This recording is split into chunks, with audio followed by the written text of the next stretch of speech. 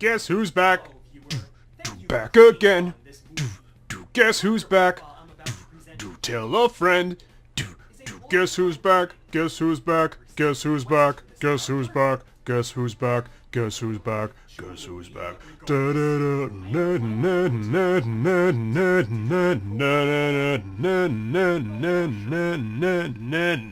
Tis I, DJ Clyde, the Ranma 1/2 character profile guy, coming to you again from Dailymotion. To the very few of you who are out there expecting these commentaries to come out on a regular basis, I do apologize for the tardiness of this newest edition.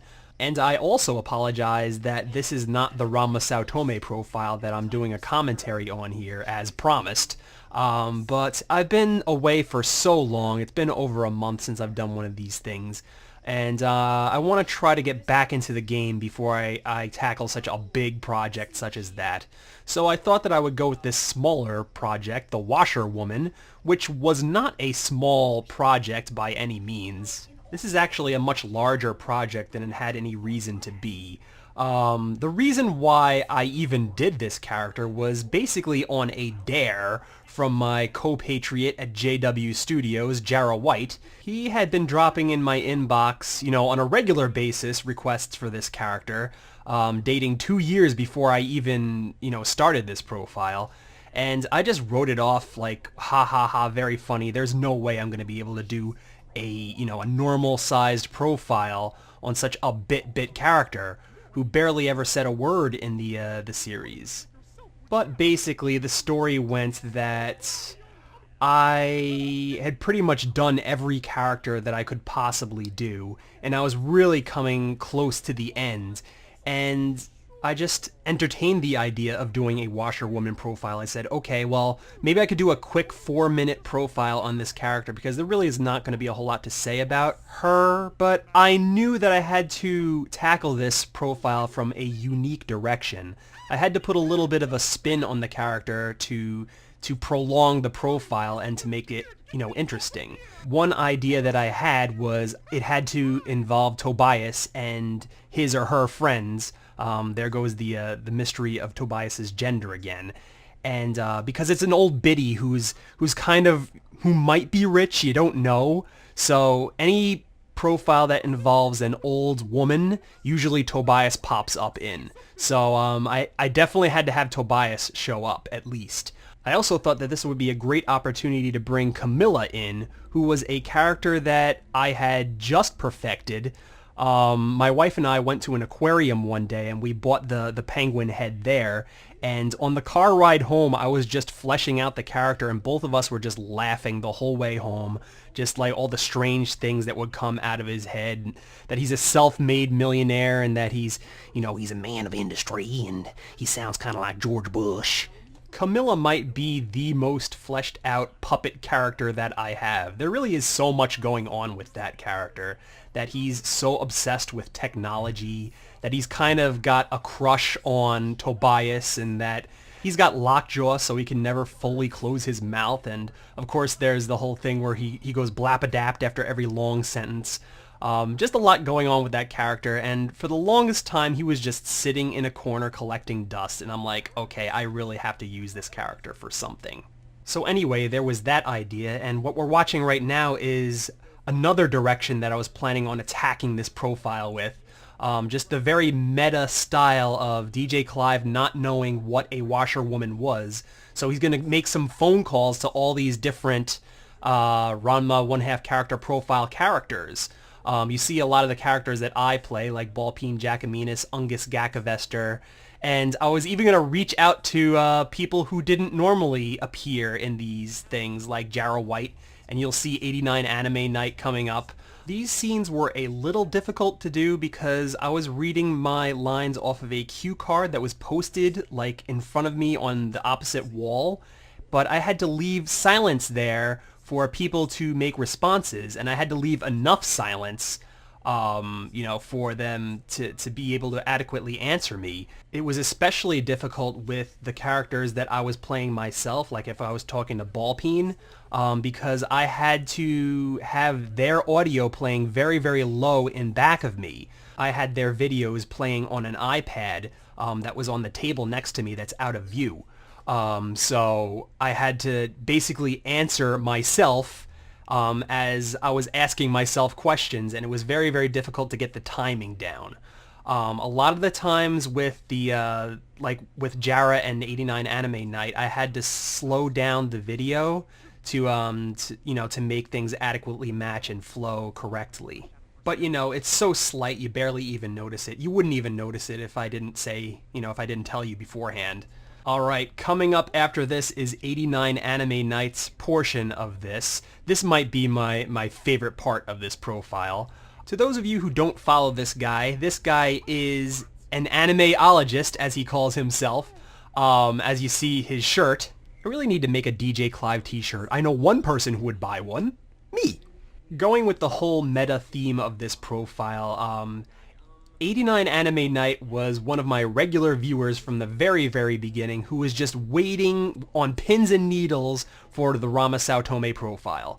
And I feel so bad because I just kind of like jerked everyone's chain. I promised that he was coming 2 years ago, and I just kept delaying. And this guy would just write in all caps, "When is Ranma Saotome coming?" And I would almost expect his comments with every profile that I put out. So I definitely thought that this would be a fun addition to this profile to just address that, and he couldn't have been any more cooperative, and I thought that it came out so cool. The minute I got those lines back, I'm like, I could have so much damn fun with this. And the lion roar, especially at the very, very end, he really sold that. He made it look like he really wanted to bite my head off. I even kind of like that he messed up my name there. We could all do the DJ jive until the cows come home. I should probably talk a little bit about the Jara White portion now that we're well past it.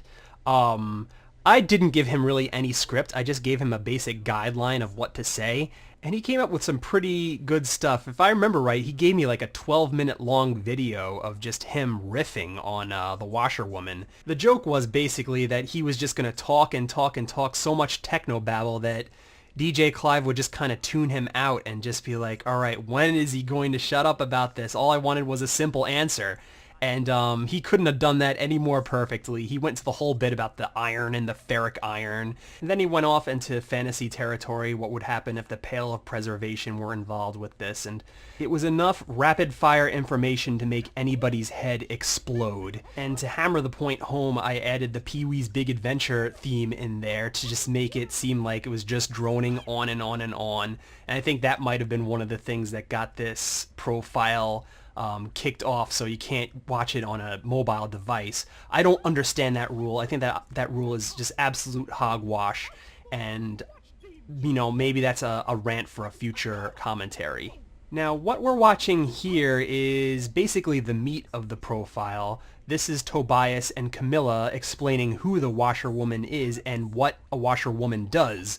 And it could be a little bit difficult having the two characters talking to each other because it's not like I have one in one hand and one in the other hand. I'm just having them face each other. I do them both separately on separate green screen shots. And a lot of times it can be a little difficult to face them the right way. As you'll notice later, there's a scene where Tobias and Camilla turn around to face DJ Clive. And Tobias is faced correctly, but Camilla is kind of turned off to the side a little bit. He's not really making eye contact. Little things like that you gotta really watch out for, and I wish I could go back and fix that, but unfortunately it was a little bit too late in the game, and I just wanted to fire this thing off on YouTube, so, I just continue to watch it, and I just continue to kick myself for it.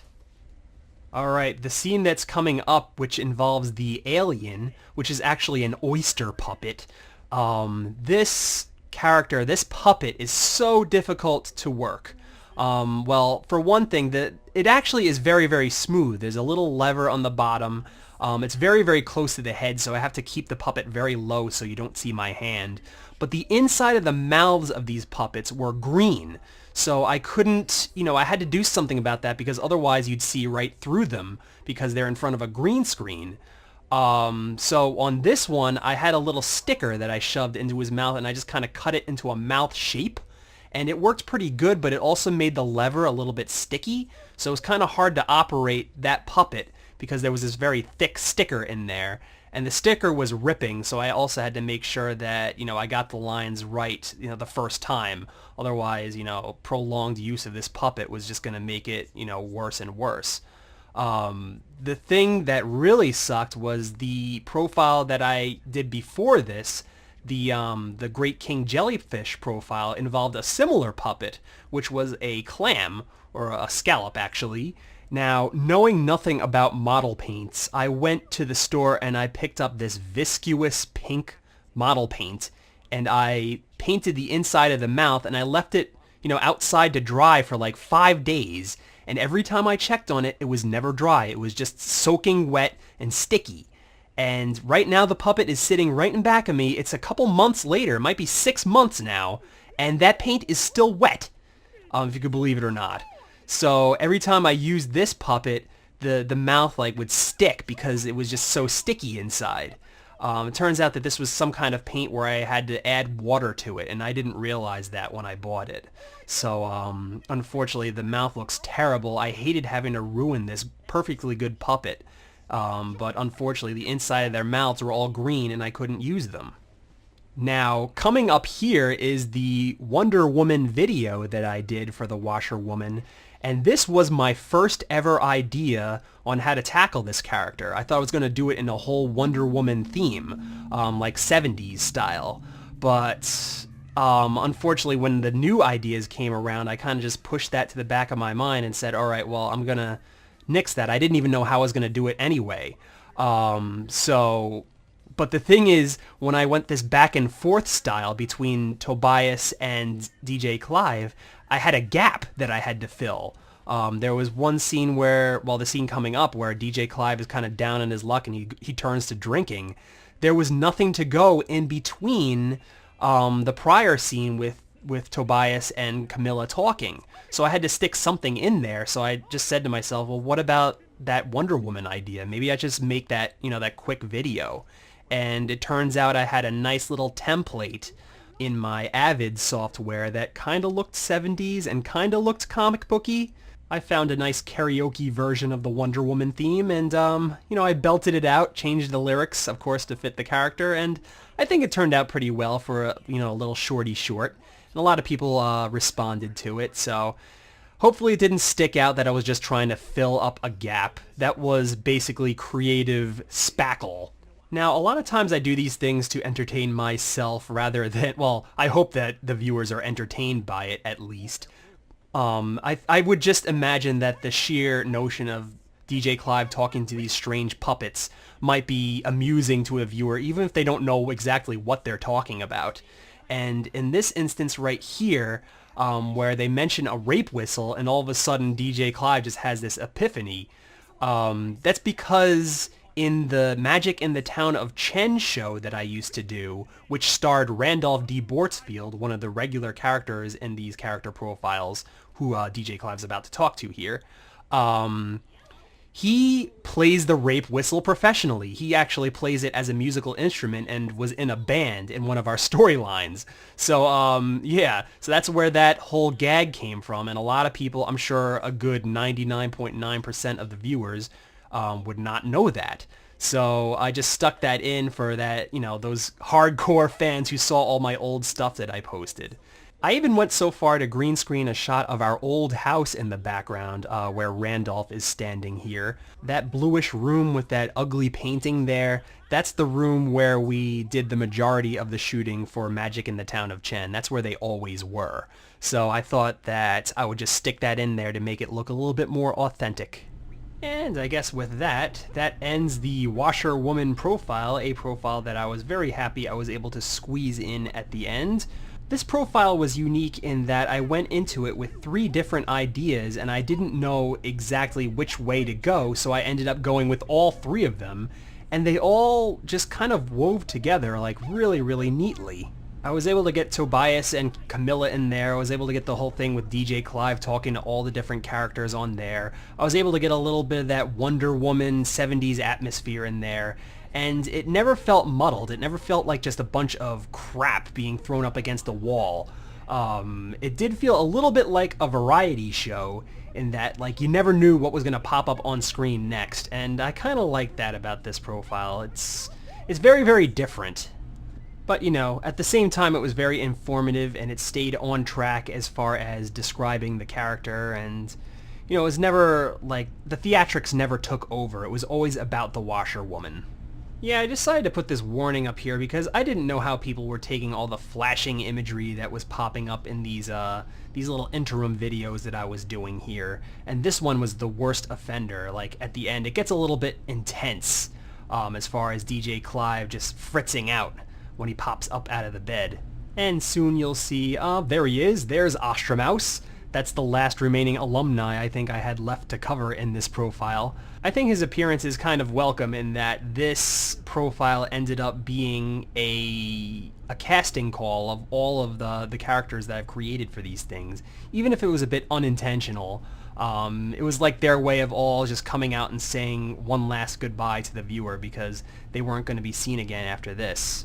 But yeah, I already talked in great length about this scene in a prior commentary, so I wonder what the heck else I could say about this. This was very, very fun to do, very easy to do. Sans the fact that here I am just squinting my eyes and grinding my teeth to a fine powder. By the end of this, I had a splitting headache like you wouldn't believe. I absolutely hate my hair here. It looks like I have a giant bald spot and just like a mohawk in the middle of my head. I don't know what the heck was going on there, just probably a bad hair day. But yeah, other than that, I really covered all these bases in the last commentary. You know, the Mega Man 2 ending is pretty well known amongst everybody out there. So, and to me, it's just one of those perfect video game endings that I couldn't help but emulate. It just really spells the end of things. I guess now would be a good time to explain why I've decided to retire from the movie making biz, even though stay tuned to my channel. You never know when a new movie might pop up there. Number one, obviously, I think I've covered all the ground that I could possibly cover with Ranma 1/2. There's very, very minor characters in the Ranma 1/2 universe that I haven't covered that really don't deserve being covered. Characters like, you know, background characters that don't have names, or characters from like the video games, or like background characters in the manga, stuff like that. All characters not worthy of profiling, so I decided just, you just do the major ones and the minor ones that everyone knows, and I think that's good enough. Number two, I'm just getting a little bit old for it, actually. I've been doing this since I was probably in like my early double digits, like maybe 10 or 11 I started making movies, and now I'm 38 years old. And I really, when I get like a vision in my head, I just want to make it a reality. And the way it goes, the vision is always very, very easy. Making it into a reality is often very, very hard, and it takes a lot out of you, especially when you work such a physical job as I do for a living. It gets to be a bit much, and I really wish that I had youth on my side, but I really don't. Plus I have fibromyalgia and all sorts of like bodily problems and stuff that gets in the way, and you know, it's a little rough for me to do the things that I want to do, and I don't want to do things half-assed. I don't want to just sit on like a Barco lounger and just talk and record myself. To me, that's not, that's not an interesting video. I gotta be up, I gotta be bouncing around, I gotta give you all my energy, and if I don't have the energy anymore, then can I keep going on with it? Number three, a big reason is my equipment that I work with. I'm looking around at other people's videos and they look so crisp and their special effects are so awesome. I always seem to be a step behind everybody, and it doesn't matter what the hell. I mean, I think that when I'm buying a computer, I think I'm buying like a top of the line product. And when I get it home, it's not, it's never fast enough to handle my equipment. My stuff always ends up looking a little bit crappier than everyone else's. And of course, let's not forget all the hurdles that I've had to dive through because of my programs, my software giving me all these problems, giving me sound hiccups where they don't, like, there's no feasible reason for them, video hiccups, and just all sorts of, like, skipping video, like skipping frame rates. Simple things often take me days to iron out because of these stupid, just unexplainable errors that pop up and continue to pop up every time I do one of these things. Let's just put it this way, every time I use this equipment, it's like I'm wrestling with it. And when you're my age, about pushing 40, that's a little bit late in the lifespan of a wrestler, and usually they put them out to pasture by the time they reach 38 like myself. So yeah, I just can't fight the fight anymore. And number 4, I mean, as much as I hate to admit it, the interest just isn't there anymore. That's not to say that I don't love Ranma. I still love Ranma a whole lot. But you go back and you look at my earlier videos and some of them have like 20,000 views or views at least in the tens of thousands. My latest videos are, you know, I'd be lucky if they're like in the hundreds. I just think that Ranma is kind of a waning fad. Like a lot of people, like the newer generations probably haven't even heard of Ranma, and the older generations are just probably leaving it behind. There's very few of us hardcore fans left. And, you know, I like to cater to hardcore fans, but at the same time I want a lot of eyes on these videos. And if they always like cap off at like 500, then, you know, I feel like I'm just entertaining a very small minority. And I'm not gonna lie, it was a little bit of a letdown when I put out my Ranma Saotome video and it only got like so many hits. I was expecting it to be at least over 1,000 hits by now. But, you know, I mean, I guess I kind of have myself to blame there because I made people wait so long. But I think it's a little bit of both. I think people are starting to lose interest in Ranma 1/2 and starting to lose interest in DJ Clive. So really, should I keep going on with this? What happens to a show on TV when the ratings go down? It gets canceled. So perhaps this is my way of just canceling myself when I know, you know, the ratings are down and it's time for me to just give myself the heave-ho. So, yeah, that's about the meat of it. I really, you know, I have every reason in the world to stop now. My only temptation is that, number 1, I have a lot of fun doing this stuff, and I can't picture what my life would be like without making movies. And number 2, all the great people that I've met through this hobby, not personally, but through the internet and, you know, being able to chat back and forth with. I've got to meet a lot of different people and a lot of, you know, like-minded people who, you know, are into a hobby that was so obscure in my mind, I wondered if I would ever bump into anyone else who had the same hobby. Keep in mind, when I started getting into Ranma 1/2, it was way before the invention of the internet. So, so thank you to the internet, thank you to all the fans out there for the continued interest, and don't worry about the commentaries, they will keep rolling on. I do intend on doing a commentary for the Ranma Saotome project, as well as other ideas, so tune into Daily Motion for that, and I think I'm done babbling now. Like I said, I'm a little bit out of practice, and how did I do? Did I do alright? I feel like I'm slurring a little bit, but I think, and I didn't have any beer today. I'm just slurring. I don't know why the heck. Maybe I have some kind of brain damage. I don't know what the heck I did to myself. But, anywho, this is me, and sayonara until next time. Life is Ranma, guys. Ta-ta.